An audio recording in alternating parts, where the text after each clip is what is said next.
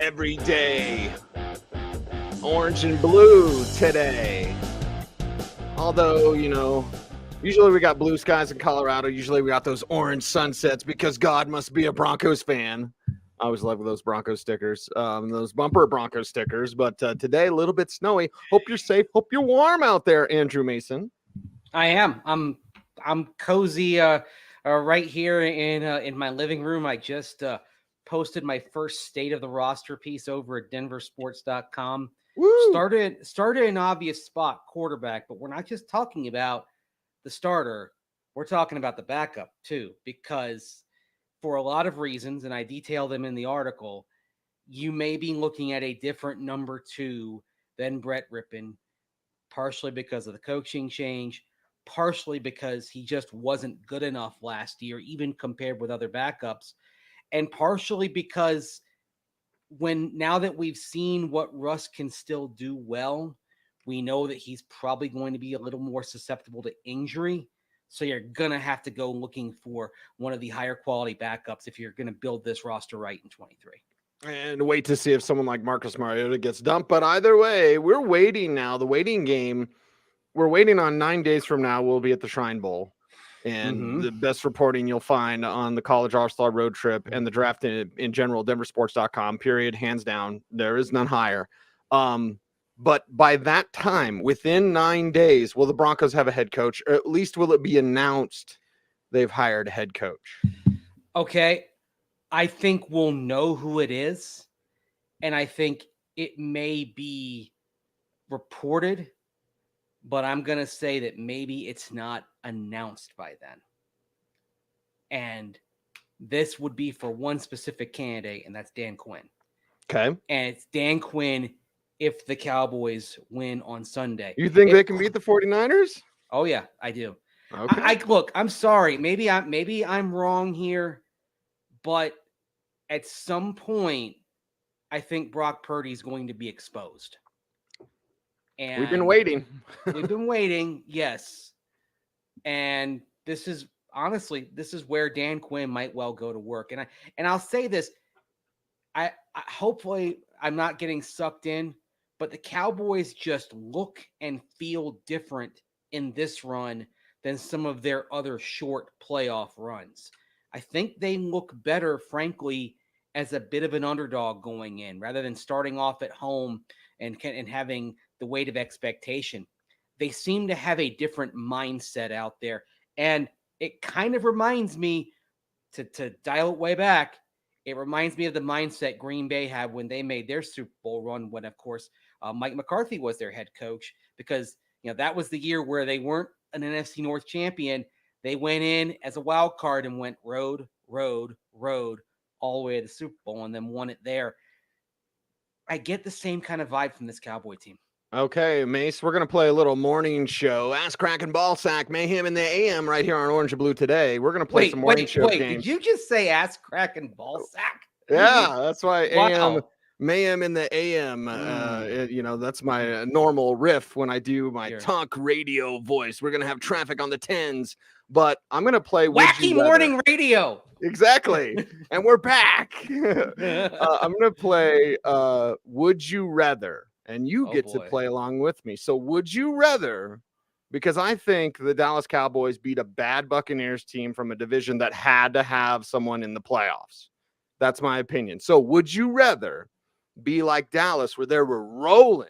I mean, they kicked their ass up and down the field. Tom Brady gone, maybe retired. Cowboys win. Or would you rather be like Buffalo, where it was kind of scary against Skylar Thompson? You made a lot of mistakes, Josh Allen, but you got through. So you can learn and you can move on. And the Bengals and the Bills and Bengals face each other, almost get beat by Tyler Huntley, and they make some mistakes, and their offensive line is atrocious.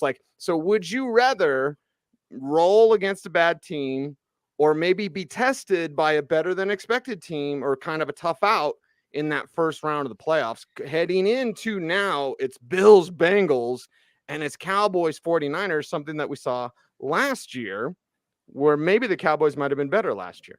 All right, you're not going to like my answer because there's a little bit of a what if here. Okay.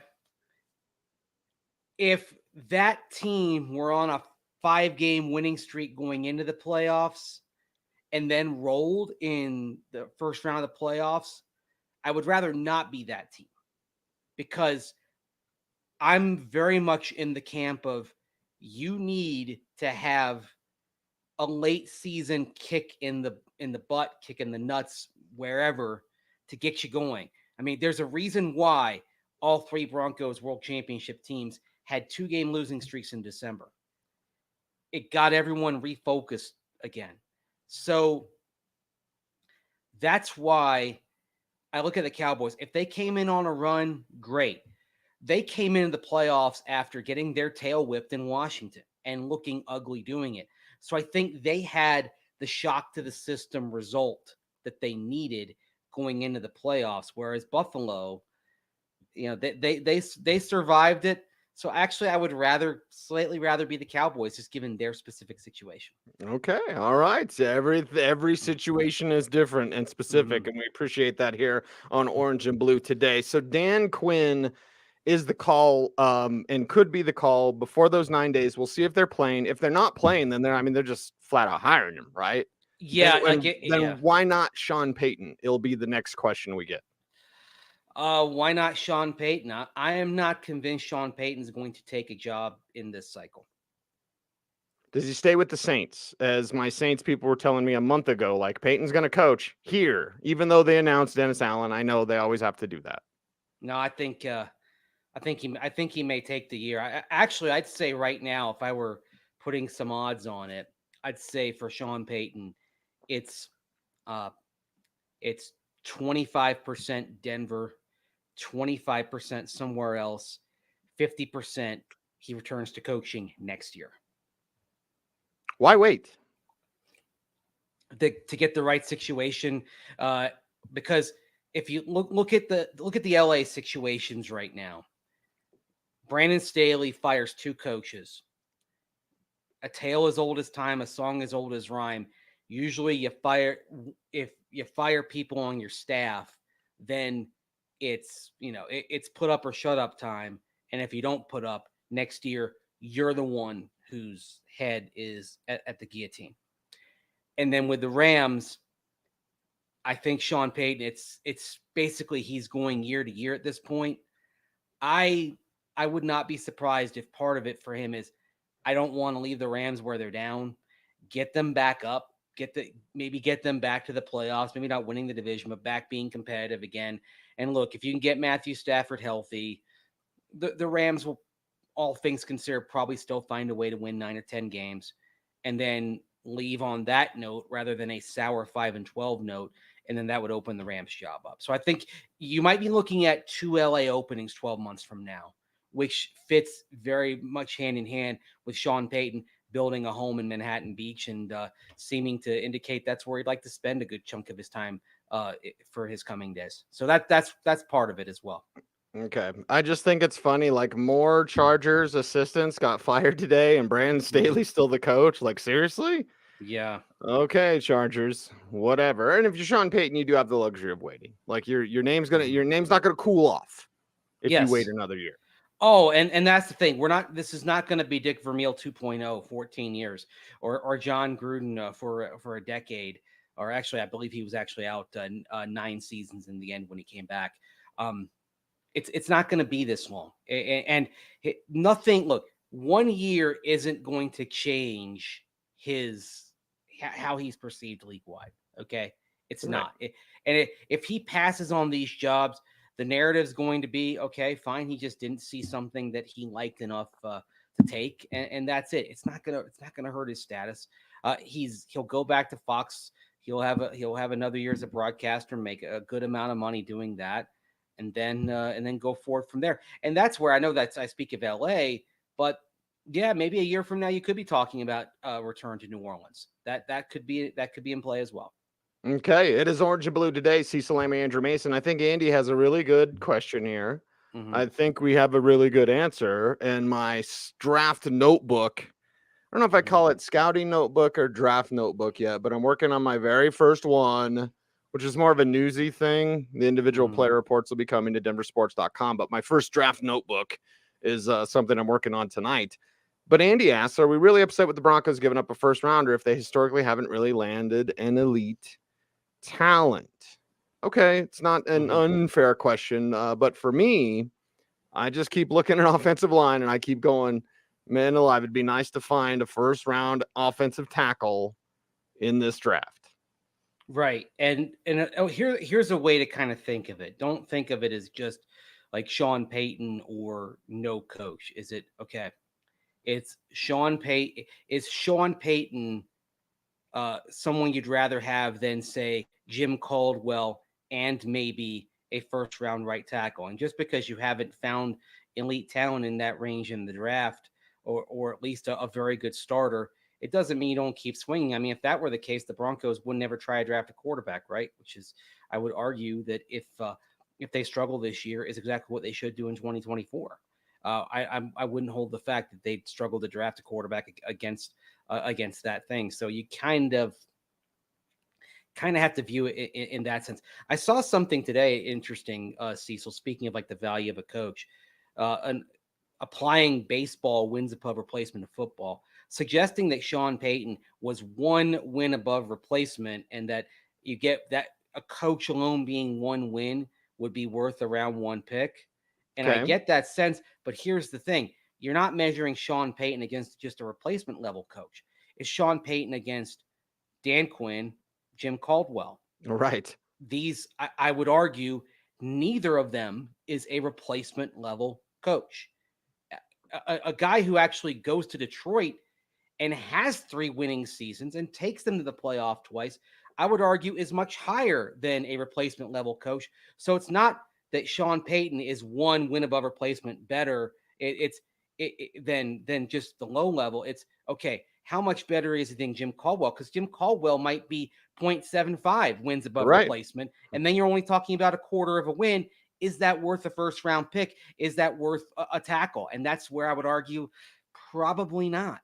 What did Obi-Wan always say? What I told you was true from a certain point of view. That's my It takes perspective in these things. Yeah, I mean, maybe I'm too caught down the cul-de-sac of analyzing this here, but maybe I think too much of Jim Caldwell. But as I point out in my piece, fixing Russell Wilson is job number 1. And one reason why we're talking about Jim Caldwell, Dan Quinn, and Sean Payton, I think those are the 3 probably at the top of the list right now, is because you're looking at these coaches and saying, Dan Quinn, decent chance he brings in Darrell Bevell or Brian Schottenheimer as his OC. And then Sean Payton, very good QB coach. Jim Caldwell, very good QB coach. And I agree, Spencer.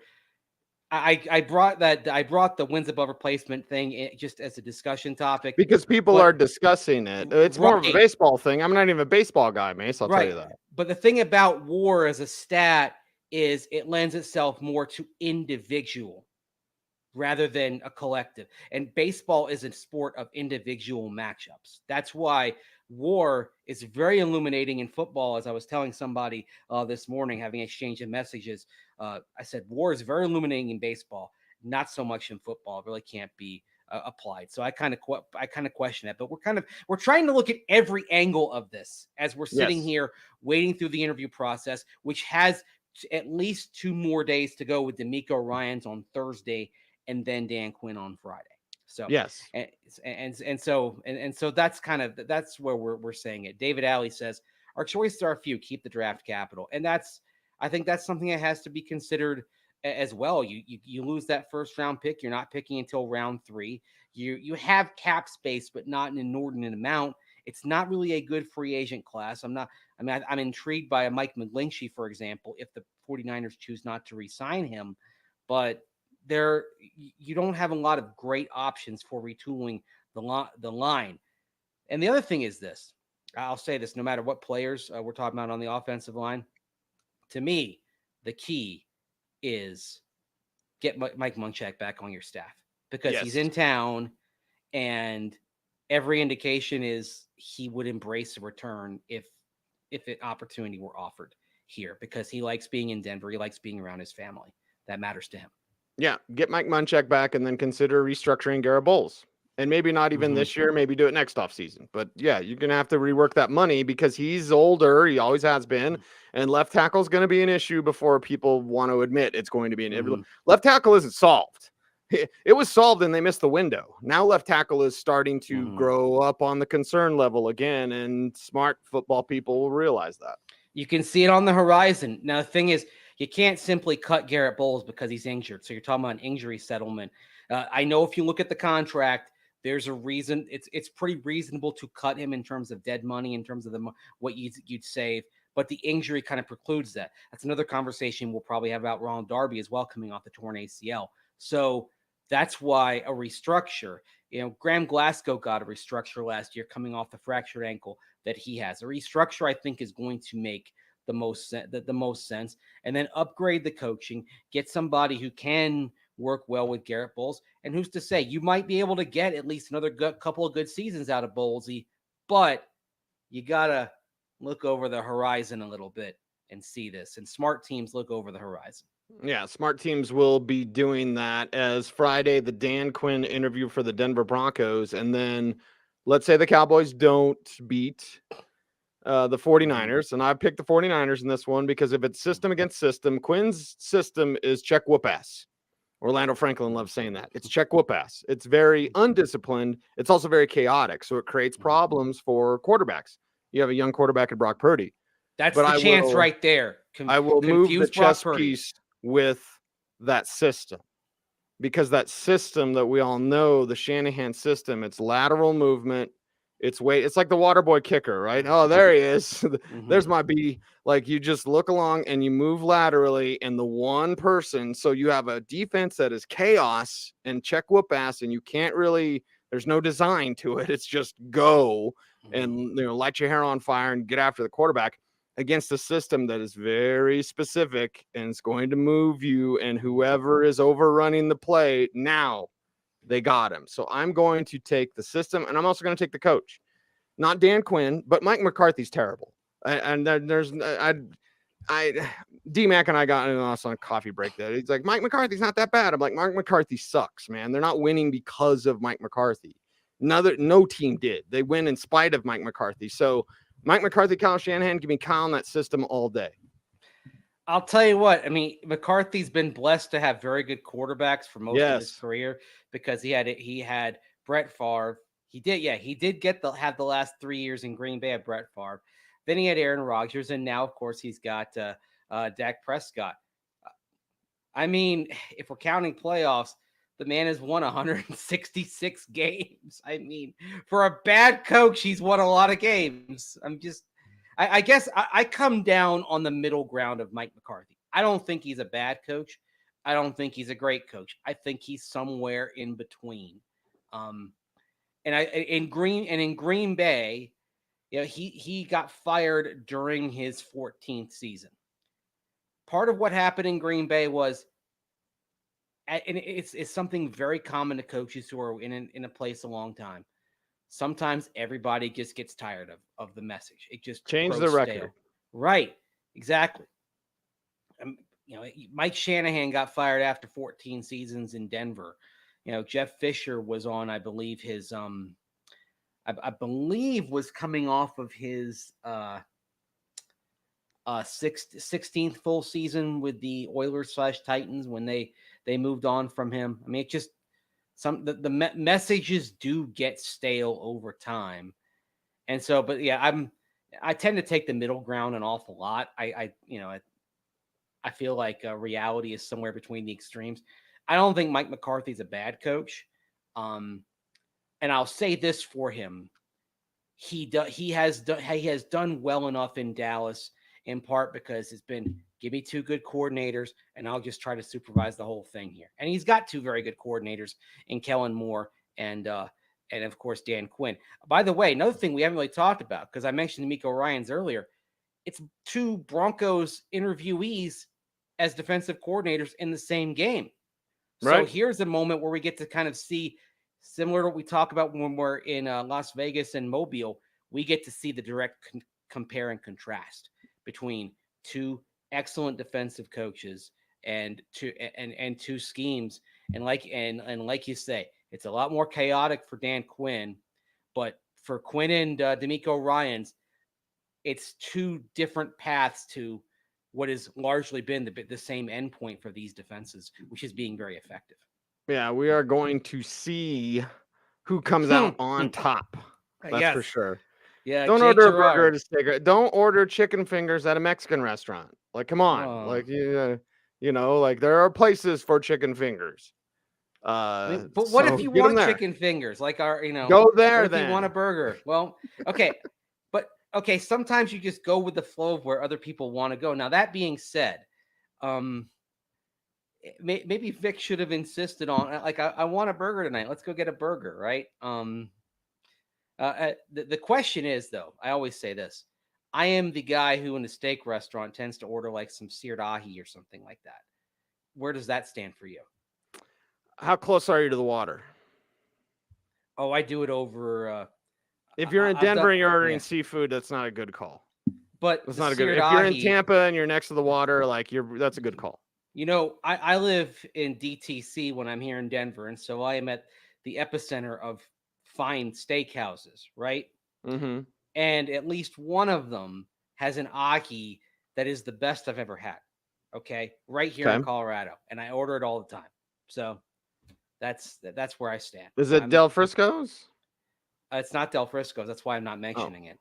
Oh, okay. Because I mean, if it's good, you can mention it. Like, I know, but I mean, we got Del Frisco's is our partner. They're wonderful to us on Mondays during the season, bringing food, sending food over to the studio. Have you tried Jimmy V's there, right across from Shanahan's, or Eddie V's? What is it? Jimmy Eddie V's. I've been to Eddie V's. Okay. I've been to Shanahan's. I've done Ruth's Chris. Many times. I actually had my Thanksgiving dinner at Ruth's Chris, believe it or not. Which was tremendous, by the way. If you don't feel like cooking, I completely advocate going to a fine restaurant for Thanksgiving dinner. Totally on board with that. I would do that every year if I could. And then, of course, you've got Del Frisco's, and we also, if we're talking about seafood, we got Ocean Prime, just down the road there a piece. I've got some really nice, baby. Papados. We got Papados. I go for the crawfish chopped salad over there. Nice. Yes. I haven't been. Well, I guess I have been to Ruth's Chris since Jim Miller and Pat Kerwin hate me now, and I hate that because I love Pat Kerwin. Somewhere back there on that bookshelf is Take Your Eye Off the Ball 2.0 with the DVD. I don't have the DVD, but it's on my shelf too. Yeah, it'll teach you how to chart plays. Like, it's the perfect book. I love Pat Kerwin, but unfortunately, I have a big mouth, Mace. So now I think Pat Kerwin hates me, and I know Jim Miller hates me. Do you and the football guys? Do you still do your annual dinner over at Ruth's Chris in Mobile? Yeah. I mean, COVID kind of messed up everything. Everything, Mace. But pre-COVID, yes, and if I can rally the boys, then we'll do our final night. It's kind of our celebration, right? It's because it's a busy week. We're there to work. Nothing bugs me more than when we're somewhere and you and I are grinding, and then someone's telling Dick Cheney jokes and trying to, like, dude, like, catch me later. Talk to me in Denver. Don't, like, come on, leave me alone. Yeah, honestly, like, the thing that happens with me, what? Justin says, okay, rich boys. It ain't rich, Justin. It's just like, oh, I'm going to spend all my paycheck at Del Frisco's. So there you go. It ain't nothing rich about it, baby. Working radio. Come on. Yeah. Champagne taste, beer budget, baby. That's actually, I like a good hole in the wall. The funny thing is Mobile. See, I'm a seafood person, as you can probably attest by the ahi tuna order in a steakhouse. So Mobile, of course, has what's that place on the water by the USS Alabama? Fred's or something? It's right on the water. Felix's is right there on the water. It's Felix's right on the water. Yeah. And if you go, so Felix's is kind of out there by not far from the USS Alabama. If you go on the causeway about like halfway. Now, that's if you turn right when you exit on 98 on the middle of the bridge, right? If you turn left and go a few miles, you get to a place called the Bluegill, which is just barely on the Baldwin County side of the bay. That place is incredible. They have what they call flaming oysters. So they grill them, and they again, it's not good for you, okay? Because they grill them and then they drown them in like cheese and garlic and butter. Oh my gosh, incredible! I always so like with me like my meals are always seafood. Like it's always like I got a meal at the Bluegill, I got a meal at Felix's, and I got a meal over at Winsel's Oyster House, which is the one that's right there over not too far from downtown. It's perfect. I'm such a seafood guy. I would love living in Mobile just for the seafood. That's that's pretty much where I am on that. And then there's even like I even found there's a little Mexican restaurant over not too far from the hotels where you and I stay. That's good as well. I've gotten some like shrimp some shrimp and seafood enchiladas over there. They're really good. I mean, it's just Shout out to Amelia's, which is in a house. It's over by the practice field by South Alabama. Oh, way out there. Italian, Yeah. It's Italian joint, and it's in somebody's house. It's awesome. Yeah. Yeah, I feel like that part of town is just begging to be explored a little bit now that Brick Pit's over there, and Amelia's is over there. And Brick Pit used to be right next to Amelia's. Yeah. And if you just want a shake, the North Carolina staple Cookout has an outpost that's over about a mile south of the South Alabama campus. So if you want a dessert milkshake, go to and you want just any option, you gotta stop at Cookout before you go. So okay. We will. People ask us to preview the divisional games. We'll do that on Friday. That's a Friday thing. Today we wait. Yeah. Today we learn, and today we just go, okay, let's see what else is coming up for these Denver Broncos. This is kind of the breather day in the search too, because this is the one day after the holiday weekend without an interview because they stacked 2 interviews yesterday, Sean Payton and Raheem Morris, and then it's D'Amico Ryans tomorrow, and then it's Dan Quinn on Friday. They're putting the miles on the jet. It's not 10 coaches like last year, but it looks like it's gonna settle at seven here in the end. So we'll see. I don't. Someone asked me yesterday if I think a surprise candidate's coming in. I don't really see that. This is it. Who sings that song in the 80s? This is it. Kenny Loggins. Make no mistake where you are. This is it. Yeah, back to the corner. This is it. Yeah. There's a football story with that song too. Really? What's the football story? It was a song that the 49 it came on the stereo in the 49ers locker room before Super Bowl 16, and the locker room was kind of empty because those who on the early bus got there in time, those on the later buses were stuck behind a motorcade for then Vice President George Bush headed to the game.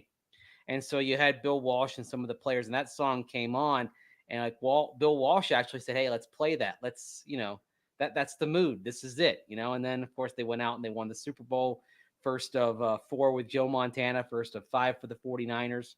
Can you believe that it's been 28 years since the 49ers last Super Bowl win?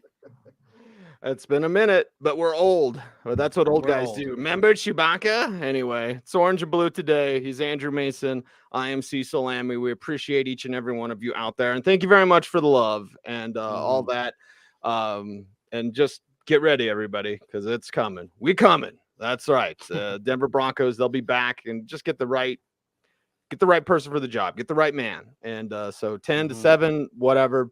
Find the right one, baby. And they're on track to do that every day, 3:30 p.m. Mountain Time. You are on track to watch this show. He is Andrew Mason. You follow him on Twitter at Mace Denver. I am at Cecil Lammey. Don't follow me. Until next time, be safe, be kind, know that you are appreciated. Stay tuned. And as always, please stay frosty.